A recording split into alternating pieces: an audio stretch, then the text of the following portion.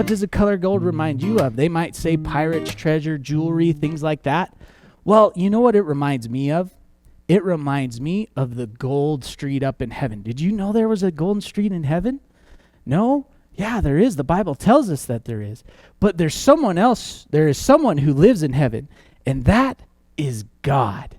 Now, if you ask the question, who lives in heaven, what kind of answers could you get? My mom, or my dad, or grandma, grandpa, my dog.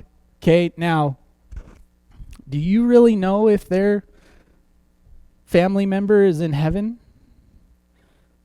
And who knows if all dogs go to heaven, right?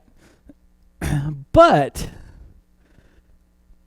what you just asked by asking who lives in heaven is an open-ended question. And open-ended questions can get you into trouble because you never know what the response is going to be, and it could derail you from sharing the gospel because you have to take time to answer it. So instead of asking who lives in heaven, just saying God lives in heaven, you get around that open-ended question. But sometimes it just comes out. So if you ask an open-ended question, answer it quickly. Do not leave time for the child to answer. Now, who is God? Well, God, he is the creator, right? He made everything. He made the stars, the moon, the grass. You could go on and on about how many things God has made, right? Now, do you want to list every single thing God's made? No, because that's going to take a long time.